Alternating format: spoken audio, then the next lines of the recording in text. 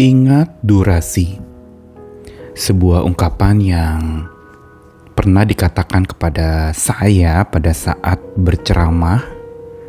Diberitahu oleh panitia yang mengundang saya, "Pak, tolong ingat durasi Bapak bicara, supaya tepat waktunya dan semua acara berjalan dengan lancar." Ungkapan itu saya tidak pernah lupa karena sering diundang ceramah dan durasi menjadi kata penting yang diingatkan kepada saya. Mungkin juga karena saya berbicara suka terlalu panjang sampai lupa berhenti.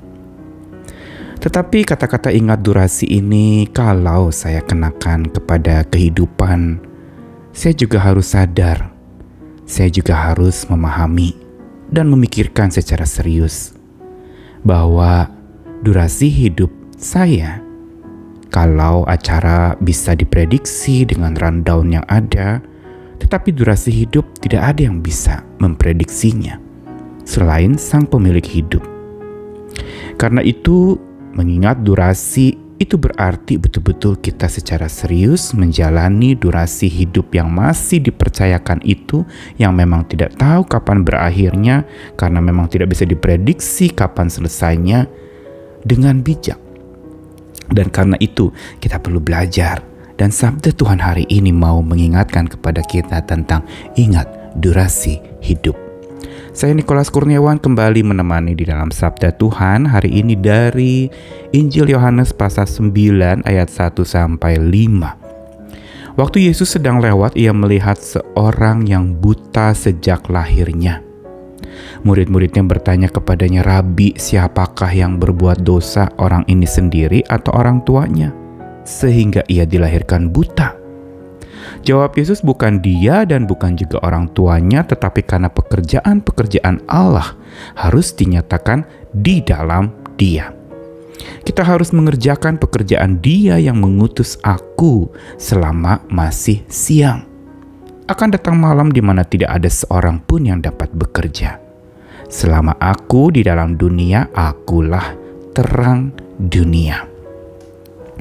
Kisah ini mungkin kita sudah pernah dengar tentang bagaimana Yesus melihat seorang yang buta sejak lahirnya. Dan tentu saja kita tidak tahu dan pada saat itu belum tahu apa yang Yesus lihat dari seorang yang buta sejak lahir.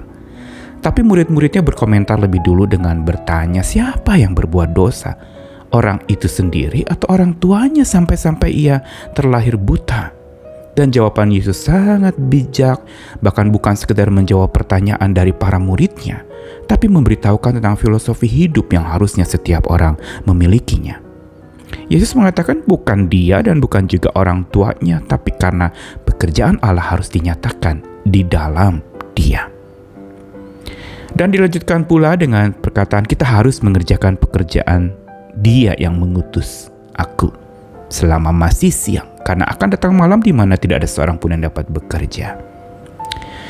Yang Yesus katakan di sini adalah berbicara tentang bagaimana pekerjaan Allah itu harus dinyatakan melalui segala macam peristiwa yang terjadi, termasuk juga dalam kisah tadi adalah seorang yang buta sejak lahir. Yang memang orang ketika mengatakan seseorang cacat dari lahir akan menyalahkan si A, menyalahkan si B. Mungkin ini karena faktor orang tuanya, atau mungkin ada faktor-faktor lain, penyakit atau apa yang menyebabkan akhirnya seorang anak terlahir buta atau cacat. Tetapi Yesus melihat melampaui pandangan-pandangan orang pada waktu itu. Dia sedang berbicara tentang bukan perkara orang buta sejak lahir. Tapi Yesus selalu melihat bahwa di balik segala peristiwa yang dihadapi oleh seseorang bahkan sejak lahirnya, yang memang sudah dikatakan sebagai sebuah bawaan sejak lahir, Yesus ingin mengatakan bahwa ini bukan salah siapa-siapa. Ini bukan karena dosa siapa-siapa, tapi karena pekerjaan Allah harus dinyatakan di dalam Dia.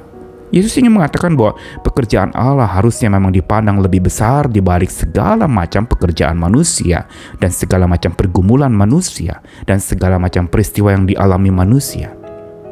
Dan karena melihat bahwa pekerjaan Allah yang harusnya itu dinyatakan di dalam sebuah peristiwa melalui seseorang atau di dalam segala kejadian-kejadian dalam hidup kita, Maka inilah sebenarnya yang seharusnya kita pikirkan secara serius di dalam kehidupan kita. Dan Yesus ingatkan, kita harus mengerjakan pekerjaan Allah yang mengutus kita selama masih siang. Yesus ingatkan tentang masalah durasi. Selagi masih siang sebelum datang malam, kita harus berjuang. Kita harus melakukan dan mengerjakan pekerjaan Tuhan. Karena akan ada datang saatnya di mana tidak ada seorang pun dapat bekerja. Yesus bukan sedang menakut-nakuti, tapi dia sedang memberitahukan bahwa memang durasi hidup manusia tidak ada yang bisa memprediksi.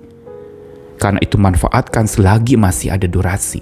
Selagi digunakan, diberikan waktu, misalnya ada seorang diberikan durasi waktu hidupnya 50 tahun, 60, 70, 80, bahkan mencapai 90 atau bahkan mungkin lebih dari itu. Durasi hidup setiap orang beda-beda.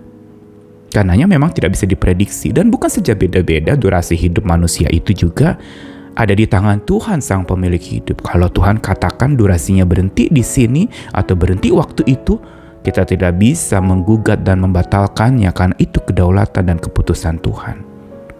Karena itu, selagi durasi hidup kita masih ada yang memang tidak bisa diprediksi kapan berakhirnya, jadilah inspirasi tentang presensi Allah. Apa artinya? Jadi inspirasi tentang kehadiran Allah, presensi Allah. Itu berarti kita terus menemukan bahwa Allah hadir dalam segala peristiwa, dalam segala kejadian, dalam segala hal yang kita alami, kita rasakan, kita pikirkan, kita lakukan. Dan kalau kita sadar, kita eling bahwa kehadiran Allah itu sungguh menginspirasi setiap kita, bahkan menyertai kita saat dimana mungkin kita sedang merasa Dia tidak menyertai kita.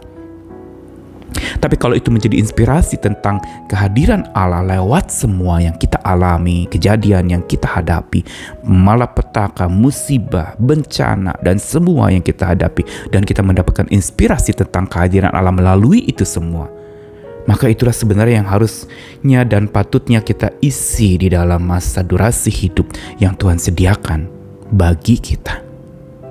Dan sebelum ekspirasi tiba atau kesudahan segala sesuatunya tiba atau kesudahan hidup kita tiba, jadilah pribadi yang inspiratif. Jadilah inspirasi buat orang lain tentang kehadiran Allah.